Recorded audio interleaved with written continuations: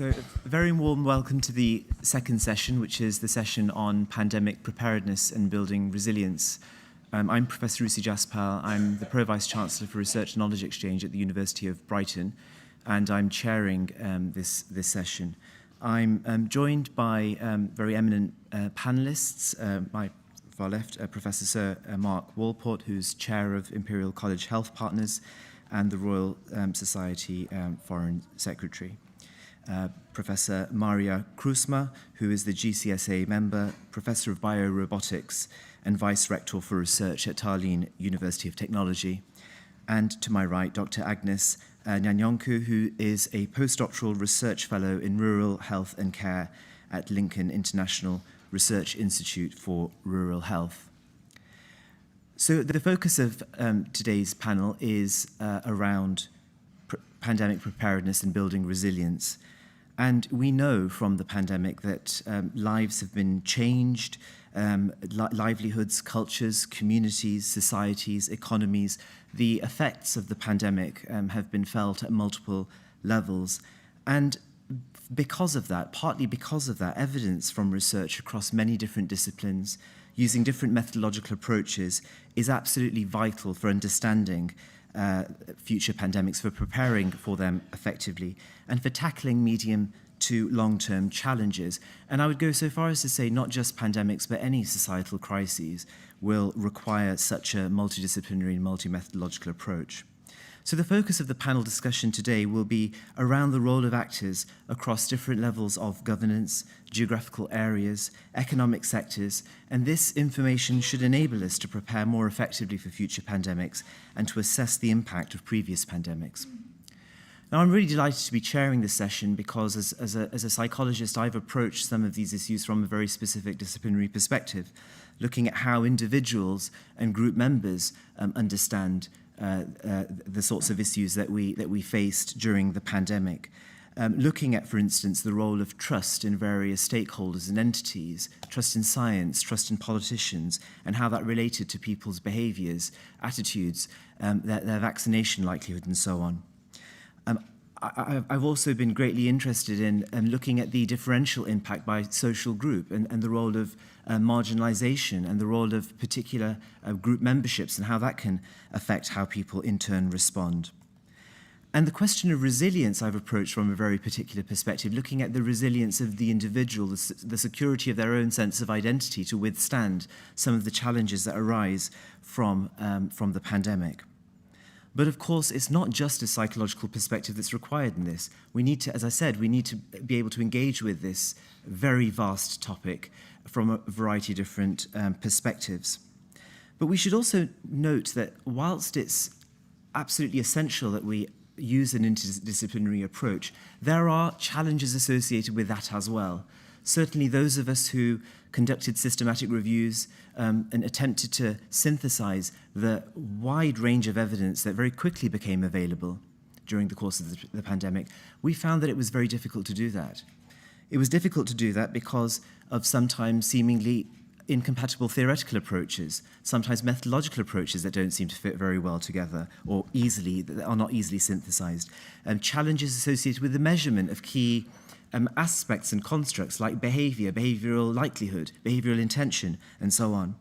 So I think that also has to be part of our discussion, how we actually make effective use of the evidence that is often very quickly generated during the course of a crisis, and how we can translate, communicate that evidence effectively to people who can make a difference, to policymakers, and so on.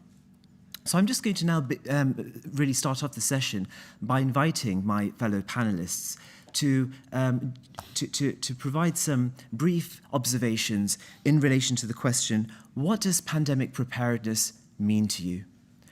And from your perspective, how do we build resilience to cope effectively with future pandemics? And I'll begin with Professor Sir Mark Walport. Thank you very much indeed. Well, this couldn't be really a more salient topic. And if you want the sort of 2-hour version of my talk, I spent 2 hours in front of the COVID inquiry yesterday morning, so this is fairly uppermost in my mind. But, so preparedness. So I think you've got to divide it into different sorts of preparedness. So, and you can't avoid government when it comes to a pandemic. This is a global catastrophe affecting nations around the world in somewhat different ways, but with a common denominator that it's one particular infection, COVID-19, that did it. So what does government need? Well, government needs, first of all, and I would say that the main lesson to me that has come out of the pandemic is the lesson to be prepared. And so what does preparedness mean, and who needs to do the preparing? So the first thing you need policy preparedness, so that when something comes along and you're in government, you can work out what it is government should do, what it shouldn't do, and of course what the different services that government pays for from our taxes. And the second type of preparedness it needs is operational preparedness, because when things go badly wrong, then as people discovered and should have known, you can't rely on global trade and supply lines working in the same way that they did.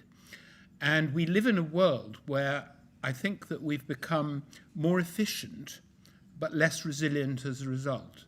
So when it comes to trade, we rely on just-in-time supply lines. A supermarket which used to have a warehouse behind it now has 2 deliveries a day. And so if transport breaks down, food shortages happen, and there is a message there about cascading failures, which was talked about a little bit in the last session. And so you have to have operational preparedness. Now, in order to have policy preparedness, I think it's quite important to have a very, very brief discussion about how policy is made. Because if you are a policymakers, and policymakers are the people we elect if we're in liberal democracies as our policymakers. They make the policies. They look through 3 lenses. The first lens is, what do I know about X or Y?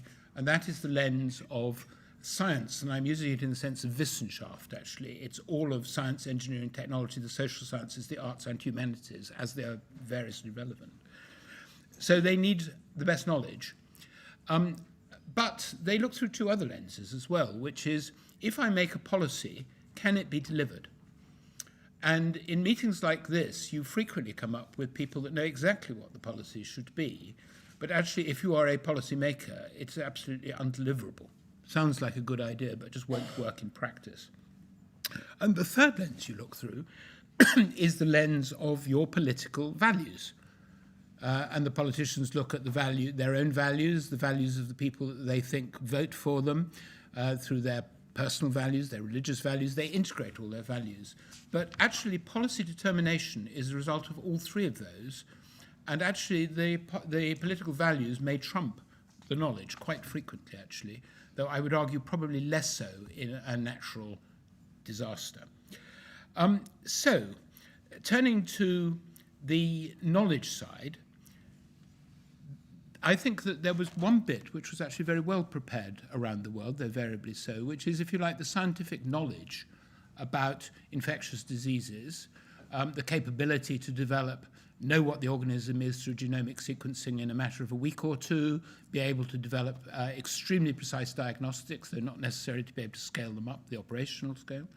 And for the first time ever in a pandemic, the ability to modify it by developing effective vaccines that stop people dying, though weren't terribly effective at stopping transmission, but it was dying you wanted to stop. That happened within a year, although it took longer for it to be scaled up and distributed. That was extraordinary, because it's the first time we'd have ever been able to modify a pandemic in this way.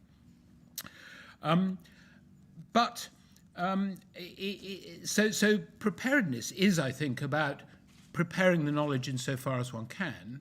And the truth is that predicting the next pandemic is virtually impossible.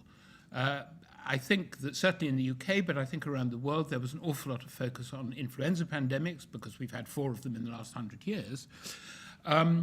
But there was also an HIV pandemic, and the measures that controlled or helped to control the COVID pandemic would have had virtually no effect on the HIV pandemic whatsoever. So knowing what the next pandemic is very difficult. So there are all sorts of things that scientists can do in that broad sense.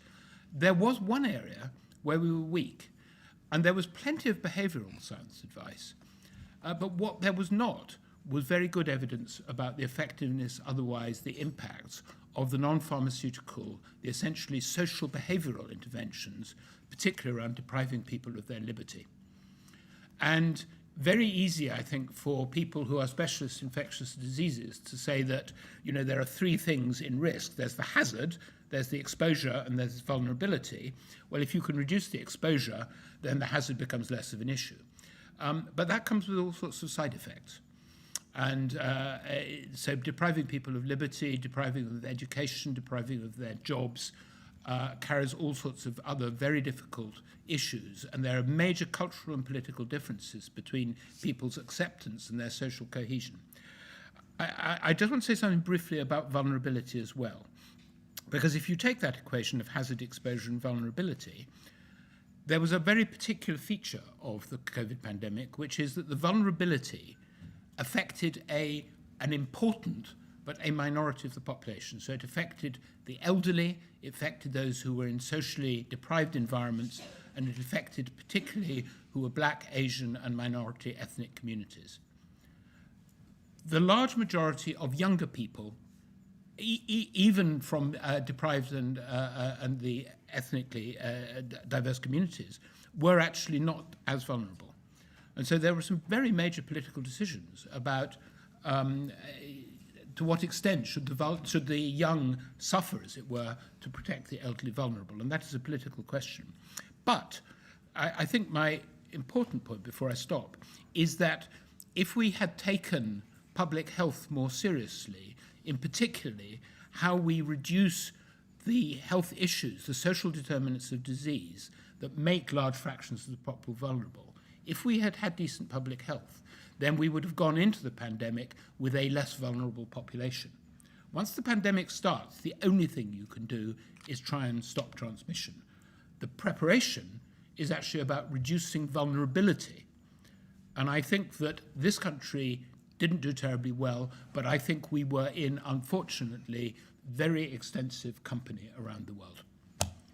Thank you, Sir Mark. I'd like to now invite Dr. Agnes Nanyonjo to share some remarks. Yes, to me, pandemic preparedness means being alert all the time. And that means you have to have health in all policies.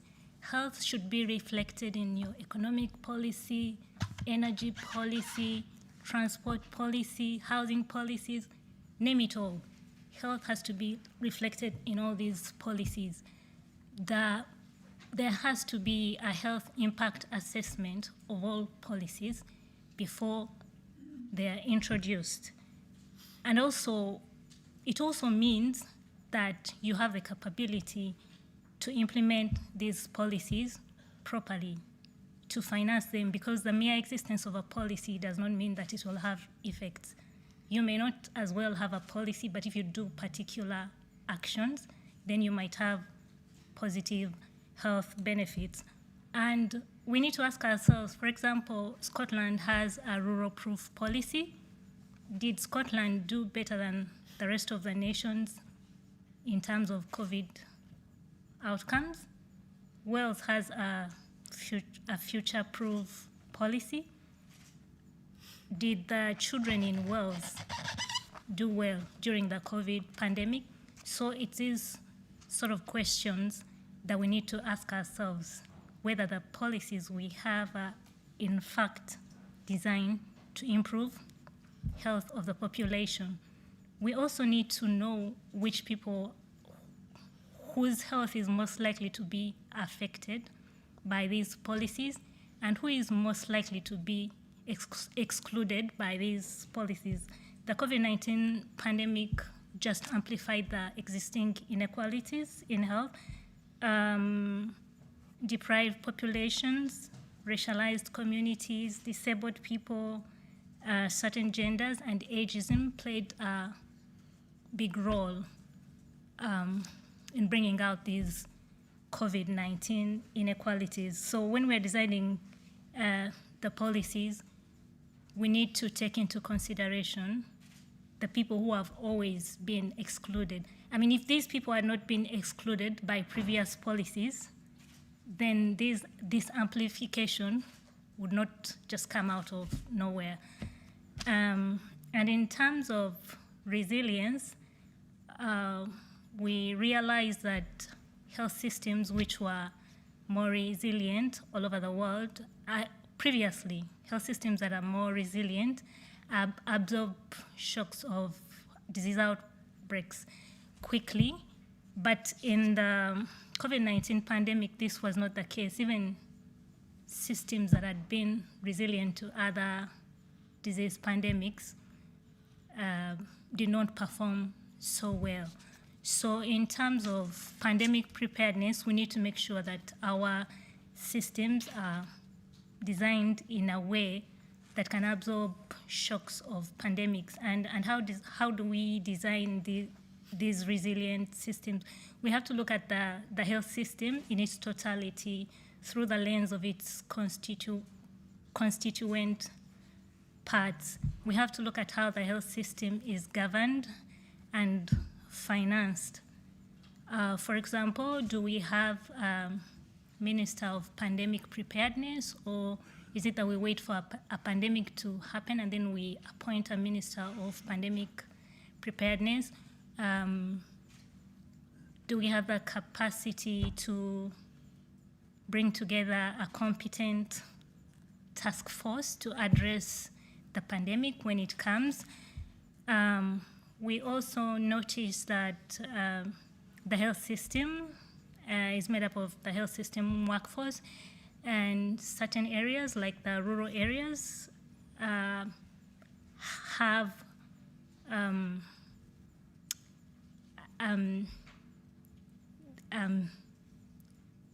the workforce is unevenly distributed. Most of the health workforce is based in urban areas, so rural areas have problems recruiting health workforce, even when they provide incentives. So definitely when pandemics strike, these rural areas are going to be disproportionately affected. And these are things that we have to think about. We don't have to wait for a pandemic to happen and then we think about these sort of things. The health system is also made of medical products and technologies. The UK was able to quickly come up with a vaccine for COVID-19. However, there were problems with hoarding of medicines and all that. So we have to look at also inequalities in the distribution of health products and technologies and our capacity to come up with health technologies and distribute them equitably, because the hoarding of, equality is good for all. Like this hoarding of, when you hoard when a particular, I'll give an example of, in India, initially, it was the wealthier people that were getting vaccinated, and then the poorer people were not getting vaccinated. But then these poorer people were working in the houses of the rich people, so they were definitely like catching the virus more often and then taking it back to the wealthier people, and so it kept on circulating in the communities. We also have to look at how services are delivered and how healthcare professionals have been interacting with particular sections of the communities. We do not have to wait for the pandemic to establish relationships between health professionals and the community, because there is already parts of the population that are suspicious of the health system, that are not interacting with the health system on a regular basis. So it becomes kind of surprising for them when they gain all the attention. For example, Black, Asian, and minority ethnicities were all of a sudden prioritized for COVID-19 vaccination. And it was a little bit suspicious for them, because they were saying, how come we have not been previously prioritized for other health programs, then all of a sudden we're being prioritized for the COVID-19 vaccine. So it becomes suspicious. So even well-intended interventions can become suspicious if you were trying to do things in a reactionary manner rather than on a regular basis. The health system is also made up of health information system. Communication changed greatly during the COVID-19 pandemic. Everyone went digital all of a sudden. But to be prepared is to still examine which parts of the population are likely to be excluded by this going digital. I mean, it's the aged population which has not been using this form of digital technologies before. It's the rural areas where internet connectivity is not reliable. So we have to put these things into considerations when we're describing ourselves as pandemic prepared. But above all, we have to engage with the community, because whichever interventions you design during the pandemic, you are designing them. Once they're not taken by the community, then they will not have the desired effect. Yeah. Thank you very much. Thanks very much indeed. And I'd just like to invite Professor Maarja Kruusmaa to offer some reflections. Thank you. Me and Tina Gomez, who was a panel chair for the last panel, put together those two documents about strategic crisis management in the European Union. And I have the privilege to talk to very many experts in crisis management at the time, David Alexander included. And the first time we met them, including him, I was feeling some sort of frustration, annoyment. We've said it already, why do we have to do it again? And, well, yes, I said, well, I try to do my best that you will listen now. And well, I keep doing it. I go around the world and, tell everything that David and others were saying. But definitely when we come prepared for the next pandemic or next crisis, and the key or central thing is learning. What have we learned from the previous one, from the previous one, from the previous one? And one thing we can't learn is probably the specificities of of the next crisis. Even if we have a next global pandemic, it will still be a little bit different. So despite of learning, we shouldn't overlearn. And to understand that there are things that vary. But what is nice with this academic research is that we can make general observations, and it might sound a little bit too academic perhaps if we speak about a crisis as such or a generous crisis, but crises do have something in common, and every pandemic as well has something in common. So the question is that how could we learn these common features from one pandemic to the other one, to the other one, to the other one, and that definitely something that makes us better prepared if we learn from all those past lessons. And besides learning from the past, a pandemic or crisis is also a possibility to learn from each other. I'm a chief scientific advisor for a European Commission. It's a very complicated thing. I sometimes don't understand myself actually even how those things go together. But it's a very gentle balance around the subsidiarity principle of a European Commission, which actually means, from one side, that every country should keep their own crisis at bay. And on the other hand, it also gives, something to the European Union that should make it somehow easier. And when European Union was created, it was actually not created as a crisis manager. Nobody thought that the European Union should manage crisis, but it became more and more relevant because crisis became more and more transboundary. and transborder. So if something happens in one member state, then it's soon in the other and in the other. And what is the kind of the umbrella organizations that should deal with that? Probably European Union for the European member states. And first it was like mostly a supporter and coordinator. For example, for forest fires, and like Swedish firemen went to Andalusia and they were helping out there and giving fighter jets and something like that. But more and more with the pandemic, we didn't start well in the European Union, the pandemic. It wasn't nice what happened. But actually we kind of, got our act together finally and started sharing data and started giving support to each other and so on and we learned. And the European Civil Protection Mechanism and European Crisis Response Center has actually came better from crisis to crisis to crisis. And it's not nice to see, it's not good to see something nice about politicians, but I think actually they've learned quite fast how to manage one crisis after the other. For example, when we had now the sabotage of the Kakhovka Dam 2 weeks ago, then it was matter of maybe not days, maybe even hours, when European Union could already send water purification system, filters, pump, rescue equipment to the Ukraine. So it's getting better by learning.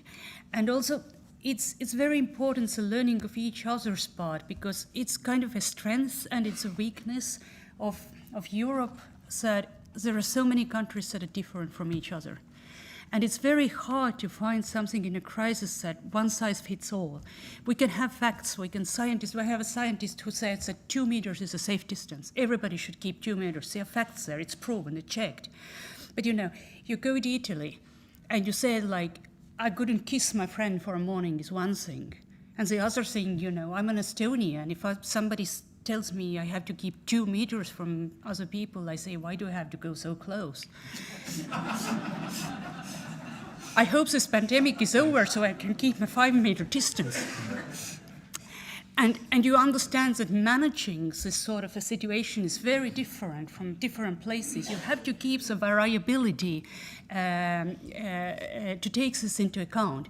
And that actually, when it comes to preparedness, takes me to the next term, which is local decision makers. Local could be like, I don't know, on the level of a village or a region or a member state or whatever, how much autonomy they actually have to make a decision based on their own best knowledge, and if they have their own best knowledge.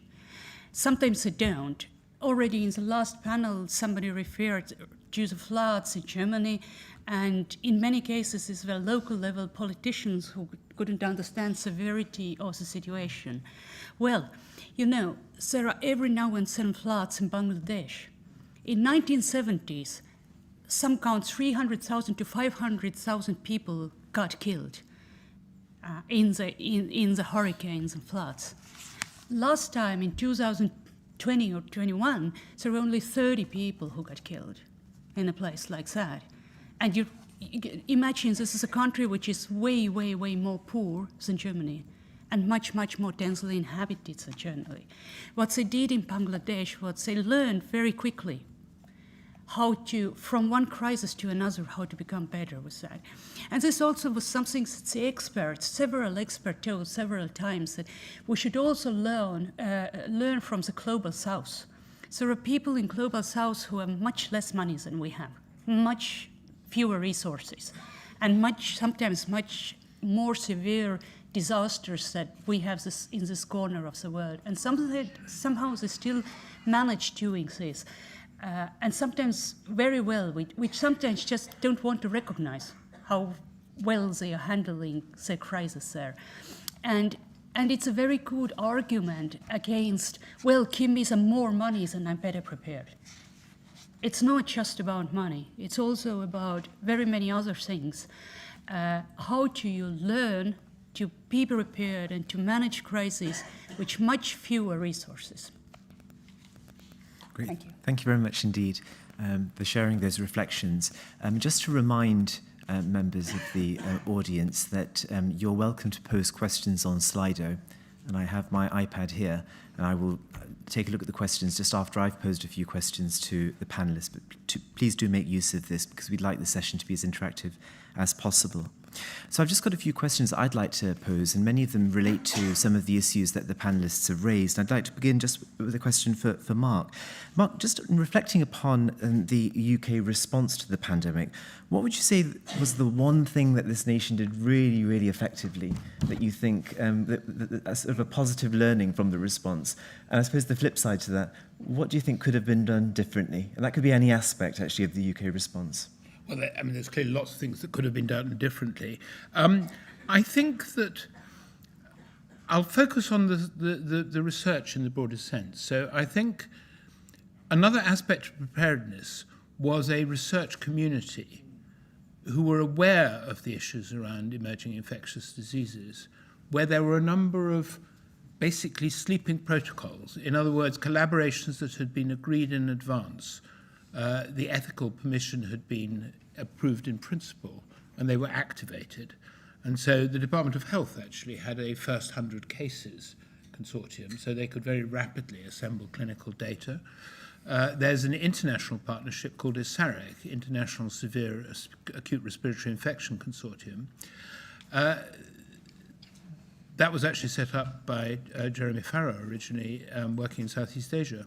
They were set up, and so clinical information was collected on a very large scale, and they had thousands of patients.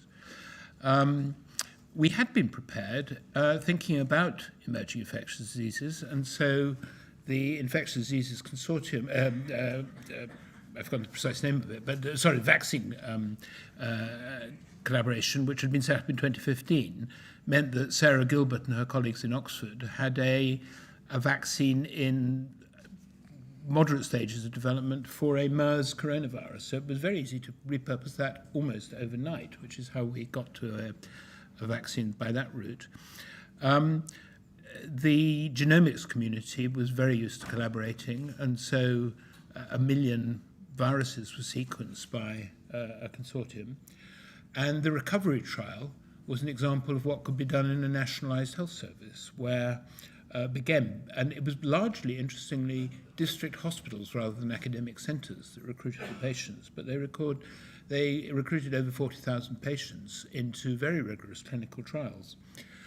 Where we were much less prepared was on collecting the observational data according to good protocols that would have enabled us to learn much more about some of the social determinants, some of the distributional issues, questions about masks around testing, tracing and isolation.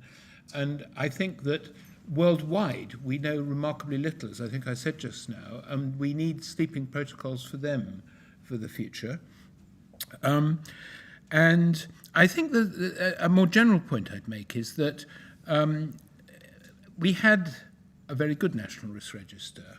The problem is that the risk register was used much too much for managing things when they go wrong and clearing up afterwards, rather than for preparedness and mitigation. And that's something that applies to climate historically as well. And I'd also observe, and I think this is, again, the situation in many countries, we have a very large apparatus for dealing with malicious threats. So you can divide the risk register in dealing with malicious threats, so human-caused problems, people using guns and bombs and things like that, as compared with natural hazards.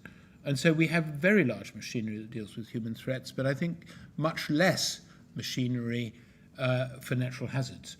And the balance of that is completely wrong. And I think that is, I hope, a lesson that will be learned. But I think the final challenge, which is again for all of us, which is that if you are a department that has a big delivery responsibility, and you are told also that you need to pay the insurance policy for what might go wrong, then the urgent always takes precedent over the long term and the important. And so that's why public health has been neglected in countries that are spending more and more and more on the management of disease. And the triumph of medicine and public health over the last 150 years or so has been that on average around the world we live longer, but unfortunately we have not compressed morbidity, so we are ill for longer. And so there's a huge demographic challenge for health worldwide. And on the other side of the equation, there is so much more we can do now. So you've got a vast increase in demand and a vast increase in supply. And that is a serious political question, but one that politicians don't like to address because most of their votes come from the people that cost the health system the most, which is the elderly. Thank you very much indeed, Mark. And just staying on the topic really of lessons learned from our research response, I have a question for you, Agnes, around, because you mentioned in your remarks also the disproportionate impact of the pandemic on particular groups and underserved groups. I just wondered really what your reflections were on the quality of the research that was conducted into those groups and how we may actually serve those groups more effectively in the research that we conduct. The quality of the research, I mean, there was not much research done on the underserved communities. They are underserved and under-researched. So it was quite disappointing that we waited for a pandemic to start understanding things that we should have known about these populations before the pandemic, because if we knew these things about them, then we would have been more prepared to work with these communities.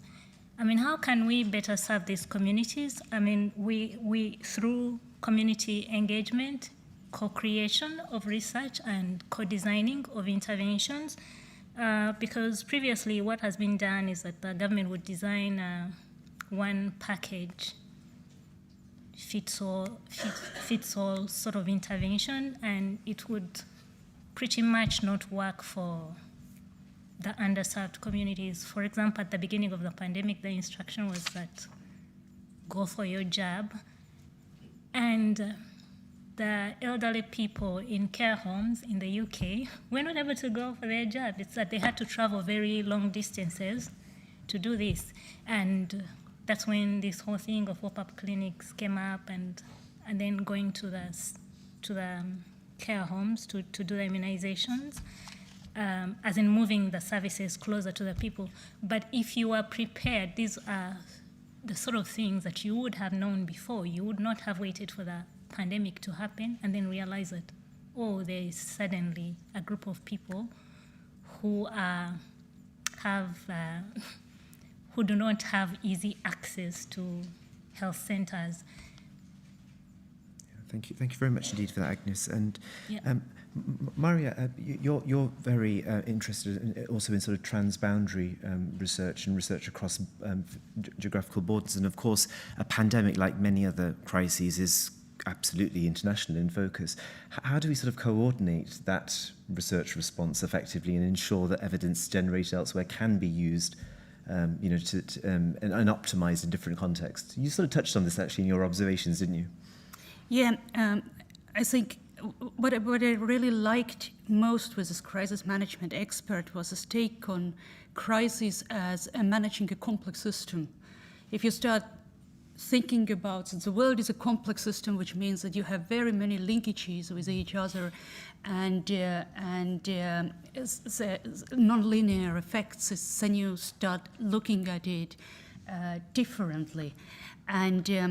And when it comes to learning, it's a nice property, actually. Complex systems are not just bad things. They actually have some quite nice properties as well sometimes. And one of them is that they are, at least to some part, self-organizing system. So it's allows you also some sort of a variability. For example, if you have a pandemic or you have a fire, for example, a firefighter in Lapland does something differently than a firefighter in Andalusia because, you know, the landscape is different and people are different and so on and so on, and they probably have good reasons for doing so. So sometimes there is no reason to learn because they are different and they manage things differently. But sometimes there are good reasons to learn, and if you have a same situation treated differently. You often saw it also during the pandemic. Every country, every European member state, every country in the world, they experimented with different times of how kind of social distances, lockdown, vaccination campaigns. But then you could see like what kind of takes are learning, are working, and what kind of takes are not working. And you could actually adopt the others when they are good ones, and not to adopt if they're not, because there are reasons why people do something differently. So I think, coming back to your questions about the sharing and managing cross-border crisis and coordination, learning from different approaches and kind of driving the systems towards more optimal and more best practices is one way of doing it. Like, norms and standards work to some extent, but not very far, because they also make the system too rigid sometimes, but everything is handled in the same way, which doesn't mean that I don't like standards. We had this discussion a little bit, the standards are very boring, but actually they're not. So it's sometimes very useful. For example, when it comes to data sharing, it was understandable during the pandemic, like if we don't calculate mortality in the same way, then it's very hard to compare who is doing better and who is doing worse.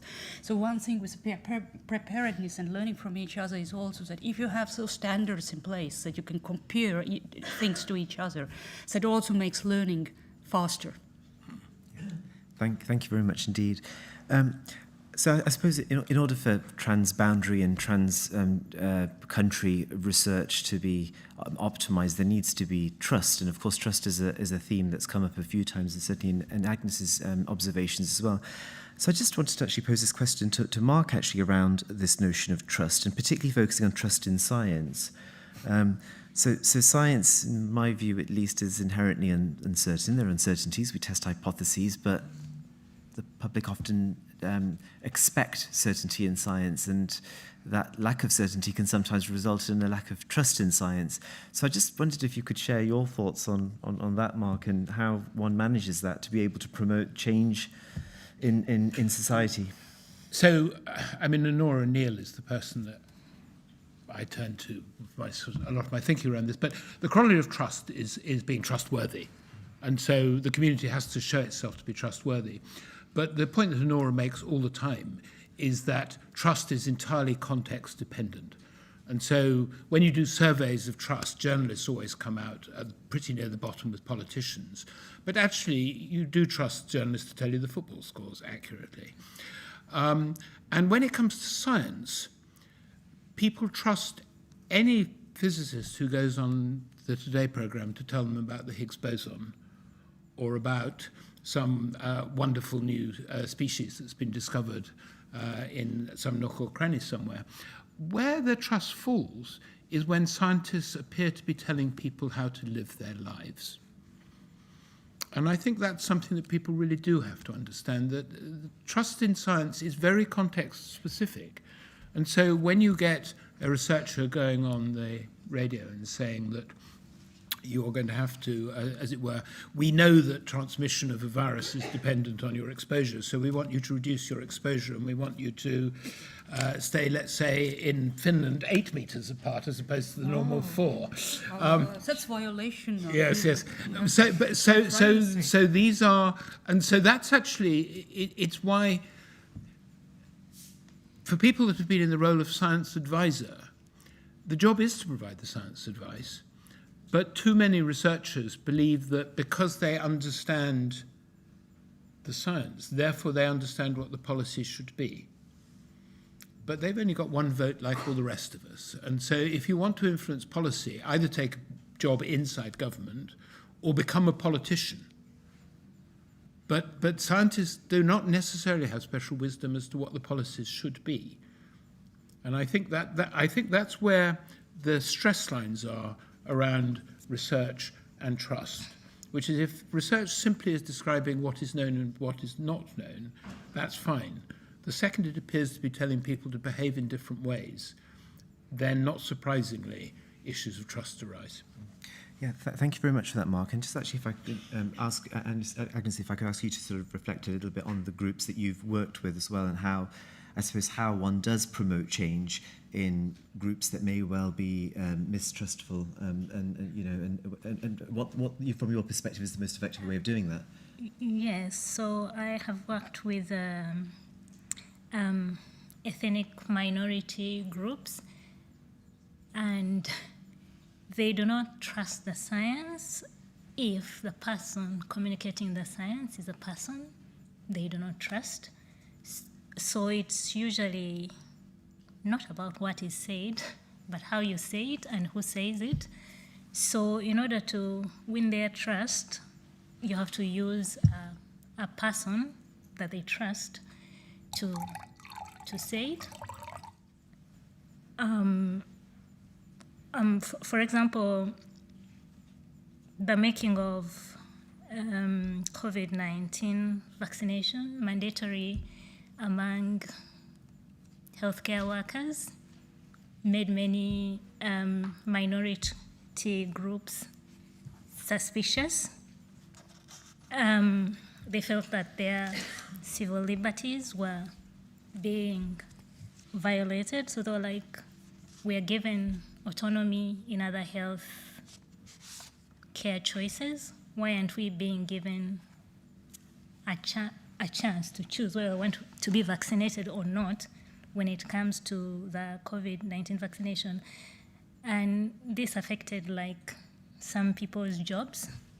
So it's really a challenging issue. So it's how you say, even the ones who are usually compliant with other health interventions, because now it has been made mandatory, it takes away the trust that has been existing for other health interventions. So it makes them suspicious of any future health interventions. But then also some people are just not able to trust because they do not have the capacity to understand the way it's communicated. I mean, sometimes it's communicated in very scary and complicated terms, or people prefer, some communities prefer soft messages to hard messaging. They don't like this whole thing of like an apocalypse is about to happen sort of thing. They prefer like being reassured that most of the people have taken the vaccine and they are well and they're doing well and COVID is being controlled. So one really needs to understand their community, how they work, and what particular messages mean to them. And that's how you win their trust. Thank you. I mean, part of this, the notion of trust and also getting people to think slightly differently about pandemics and also to behave in particular ways. I think that the term expert comes up very often, and I've been called an expert in particular things that I don't really feel that I have much expertise in. So sometimes we're positioned as being experts in particular areas when that's not the way we see ourselves. So Maarja, I just wanted to ask you from your perspective, who is the expert? Who are the experts? And I suppose who, does that sort of privilege some groups over others? And how do we ensure that actually everybody's able to contribute to this debate? It connects actually to your points about learning from other countries with limited resources, actually. It's a very difficult question. Who is an expert? Like nowadays, everybody is an expert. If you ask from ChatGPT for half an hour, and you can become an expert of pandemics or anything. I guess what we scientific advisors, of course, do is that we give a scientific advice which is evidence-based, which checks out, which is gained with scientific methods. But we also have to keep here in mind that this is scientific knowledge is just one type of a knowledge in the world, and especially when it about pandemic and crisis in general, it pops up more and more how important is also practitioners' knowledge. We maybe know we have scientific evidence for something, but practitioners have done certain things and say, no, certain things work. Maybe not all context or something, but it would be like really, really wrong to ignore all the practical knowledge that people have when they're dealing with situations. And especially in times of crisis, you might find that knowledge that you thought was useless actually comes out. For example, You know what? I'm an expert. Maybe I should write it in my CV. Because, you know, I grew up in Soviet Union, in a poor country, occupied country. You know what I can do. I know how to wash myself with just one bucket of water. I know how to mend my socks. I know, for example, how to eat the chicken so that just, you know, bare bones are left and feeds a whole family with that. And suddenly, you know, I didn't know I need this knowledge, but, you know, there comes a day that we don't have water and then we need this knowledge again. And also sort of a practitioner's knowledge. In my real work, I work a lot in field work. I work a lot with on the sea with ships. And you know what, it's really important is that never underestimate a man who can tie a knot. A chief scientific advisor tells you that. You know, you know, a deckhand knows so much, and you don't know when you need it. He just comes and saves your precious scientific instrument, or maybe your life at one day, and you understand that, you know, your arrogance was actually unsubstantiated. And those experts that have this local knowledge, for example, or practitioners' knowledge, have somehow to be included into the knowledge that we are providing as experts to the government. How to do it, it's a difficult question, but all these inclusive processes that we could have in place before pandemics or anything to just be prepared for that, this is all part of being prepared to know where these experts are, whose knowledge might become useful, besides the scientific knowledge. Thank you. I think that also relates to what Agnes was saying around the co-creation of research as well, so that's really, really valuable insights. Thank you. Are you waiting to pose a question? Oh, I see. I beg your pardon. Well, I was just going to suggest, actually, rather than you listening to my voice incessantly, posing your questions, would anybody like to pose a question the old-fashioned way? Yes, please. Thank you for a very interesting discussion. At one point, the idea of doing more with less was raised. And interesting, yesterday I was at a humanitarian summit where that was the topic discussed for the entire day. And the consensus of the humanitarian experts, can I call them experts? Anyway, people at the event was that you cannot do more with less in the humanitarian field. In other words, that fewer resources going to mean fewer lives saved and less humanitarian action.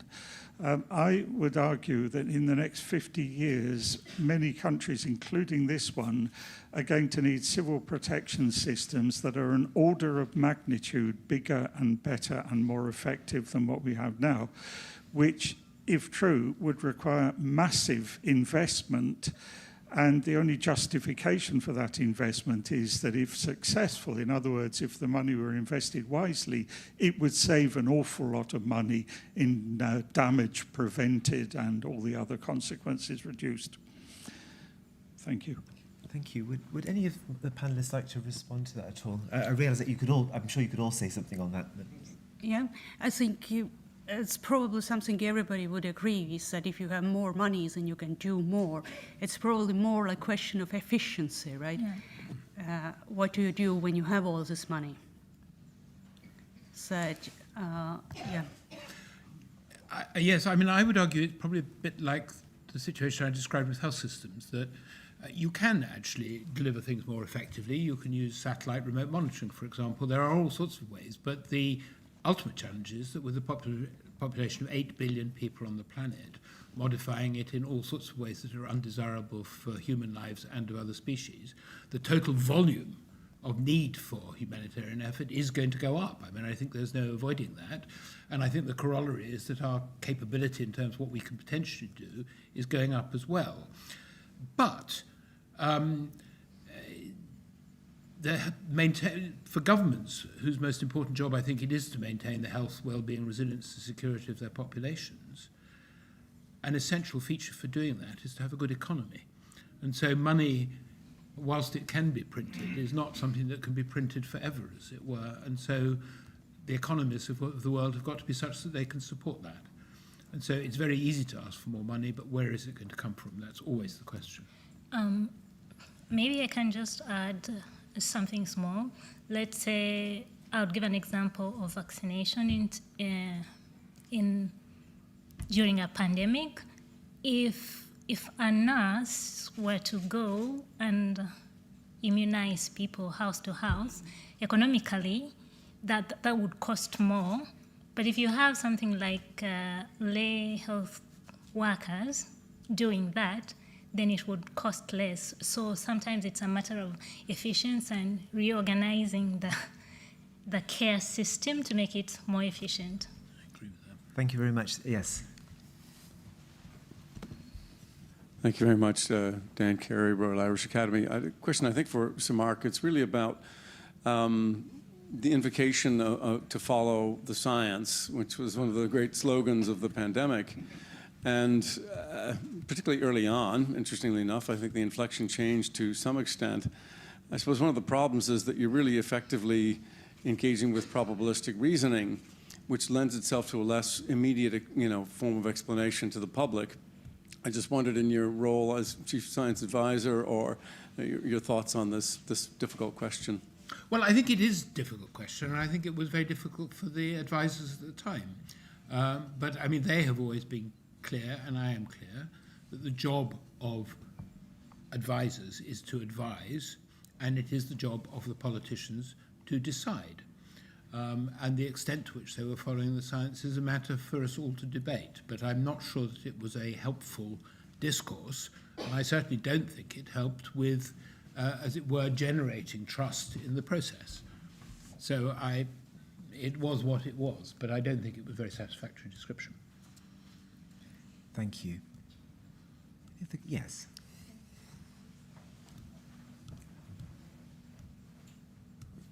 Thank you very much for this very impressive talk. And I am a professor in clinical psychology. I'd like to ask about psychological consequences of COVID, because many scholars agree that many national government actually were ready for some challenges because we had some epidemic like Ebola, some other epidemics, but nobody was ready in terms of policy and its implementation to overcome these psychological consequences. And for this purpose, I think it's a very good idea, you told it today, that we have to use lived experience and these priority setting partnerships. I mean to listen or to link patients, because all of us have this lived experience, almost all of us have experience of COVID, and cares and medical personnel and then public. Probably only in this conversation between patients, public and medical personnel, we could suggest some umbrella, some universal policy, how to overcome psychological consequences in this case.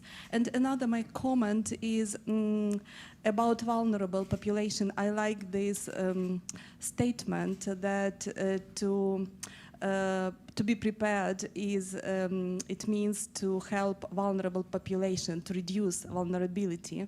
And now I'm working in neurocognitive developmental group at University of Cambridge, and we found out that in psychological terms, the most vulnerable population is adolescent group, because they didn't have these communication patterns which are very important for their age group during this social isolation, I mean. So I'd like to talk about it, please. To respond. Yep. Can I reflect upon the second topics that you rose about vulnerability? I think we might have a risk when we think about preparedness and pandemics to stereotypizing a victim, how a victim looks like, or who is the victim. But actually, who is the victim, it varies from one crisis to crisis.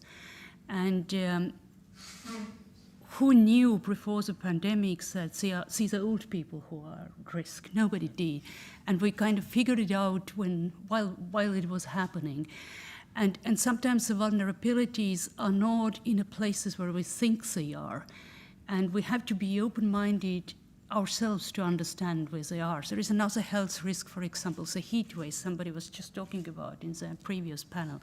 And again, there are old people at risk who has poorer health with heat waves. But who is the other risk group?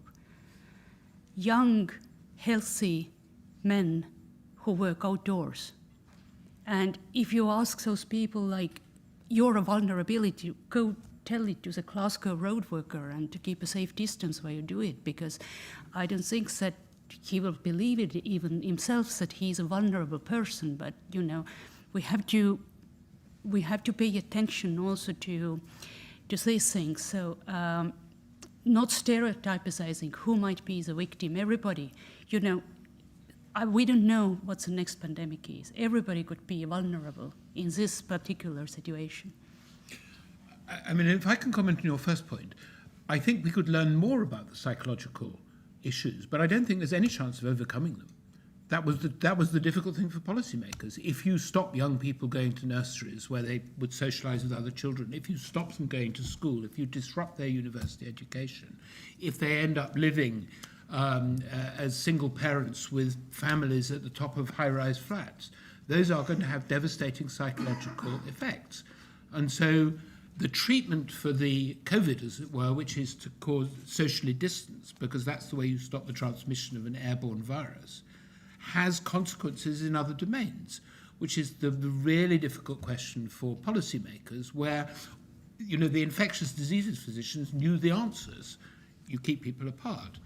But there were all these other consequences, and it was a political decision that the young, who by and large were not vulnerable, would suffer essentially a lot of consequences in order to protect the elderly. That was a political decision. I am a clinical practitioner. If I had been a policymaker, it would have been very hard for me to say there is a significant fraction of the population who we will not be able, you know, we would certainly, as it were, try to socially isolate them as much as possible. But those are the really difficult questions for policymakers, which is why if you look through this telescope with an angle of view of about 0.1 of a degree, you miss the big picture. Okay. Yes.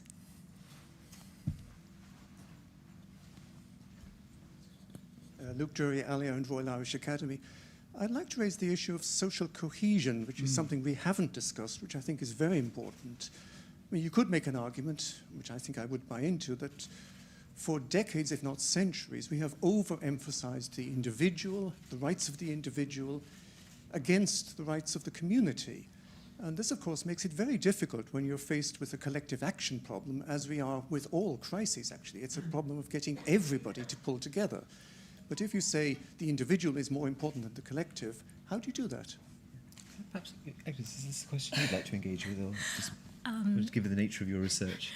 Given the nature of my research, it's that you do not wait for the pandemic to build the cohesion. You're supposed to build the cohesion before. I mean, people's grievances are supposed to be listened to over time and addressed, and social cohesion built. But once you try to build it, in fact, in any case, the pandemic is already polarizing itself. So it becomes very difficult if you bring the arguments of cohesion when the pandemic has already struck. So cohesion should be like one of the steps we take while preparing for pandemics. Thank you. Any other observations on this? No, I just, I don't know the exact reference, but I heard about a research that said that if every country had so much trust among each other and against politicians as Denmark, then COVID-19 would have 13% of less victims than it has, just because of social cohesion. Yes, I mean, I'd be interested to know if anyone really knew what the recipe to create social cohesion would be. But I mean, I think if you look at the direction the world is going, where you've got 8 billion people, you've got increasing national fragmentation, you've got increasing migration, you've got a whole series of events going on with populism, with identity politics, which are actually pulling apart social cohesion. So it's a utopian thing to want to have, but I just wonder if there's anyone that knows how you would actually do it. Maybe there's someone in the audience who does know the answer to that. There's a few hands up. The gentleman at the back, yes. There is a question of preparedness which I have not heard here, and is the question of the legal system.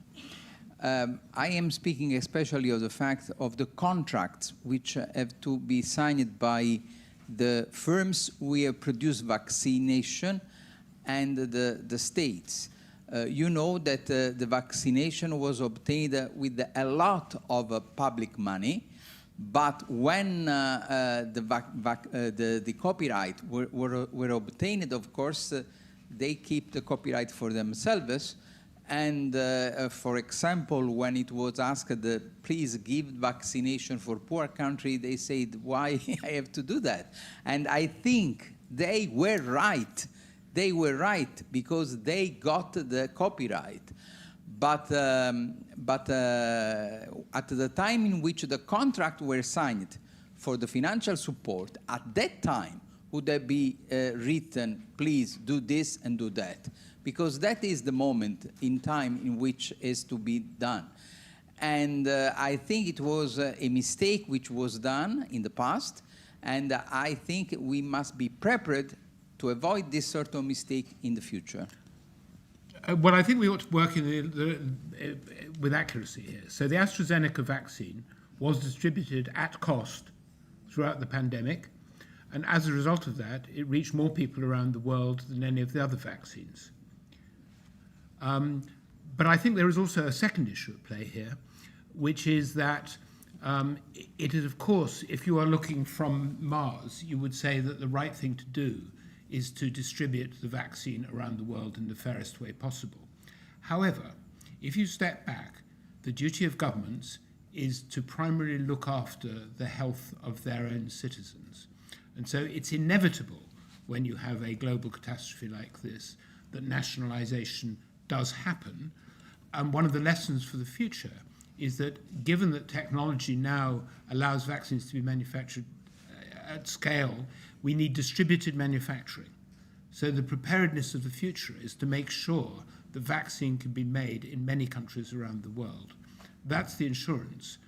But the fact of the matter is that when things go wrong on a global scale, that's when supply chains break down, that's when suddenly there's shortages of cheap commodity items like personal protective equipment. And it's very easy for us to say, well, it's wrong, but actually it's a bit like when a politician, when there's a shortage, says, don't panic buy. The rational response is to panic buy. And that's where behavioral science is so important. And so whilst it's very nice to have these idealistic views, and I share them, I think I'm living in the real world. The reality is that we need to learn how people behave in the real world when things go wrong. But I do want to make the point that AZ distributed that vaccine throughout the pandemic at cost. The other manufacturers did not. Okay, I think we have time for one more question. And I saw your hand go up first, so yes, go ahead.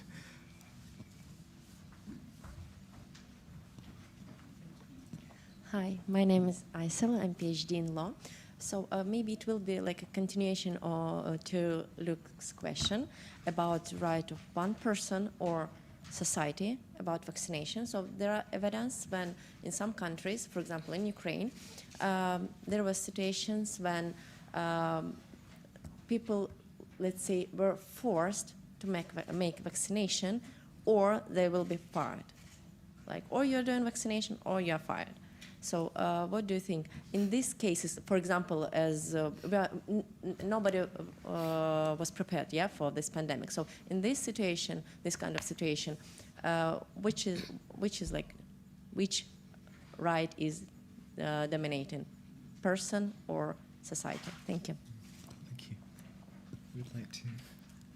I'll have a go if you like. Sure. So is it my right to not have a vaccine, get infected and come into work and infect all my co-workers? That's the challenge. In other words, whose rights trump whose? Is it my right to behave as I wish and spread infection, or is it my right to expect that some level of social cohesion and other people will protect me? And I think that's the big tension. Is it my right to smoke a cigarette wherever I like and you get cancer? So I think this is a very complicated libertarian question, actually. And I think actually the American Society of Civil Liberties actually came out on the side actually that enforced vaccination in certain situations was okay. I suspect it's the type of question that's rather difficult to address in 4 minutes. Nevertheless, Agnes.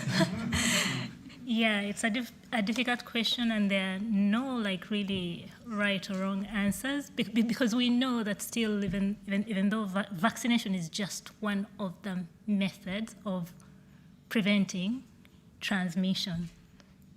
So even if, let's say, a person is not vaccinated, are they taking the other measures not to spread the virus or not to get infected, or is it that they're not taking any measure at all? Maarja, would you like the last word on this? Maybe just to point out that beside laws there are also norms. And maybe we don't have always to force a law if there are norms. If you just think back in the beginning of pandemic in Europe, we didn't have a norm or a law to wear a mask. But it slowly but steadily came a norm in certain situations where that was also one reason why in Asia it was first so much easier to keep the infection rate lower because people were used to that social norm already. It wasn't okay to go to work without a mask if you were sneezing, whereas here it was. But I guess it goes back to the social cohesion question, which is that it became the norm much more easily in some countries than others. Who more care about your co-workers? Well, these are just the sort of huge cultural differences. There is a huge cultural difference, yeah. Great. Well, sadly, we've now run out of time. It's 2:00. I'd just like to thank you for your very engaging questions. This has been a really interesting debate. It's been a pleasure to chair this debate. And please join me in thanking the panelists for their contributions.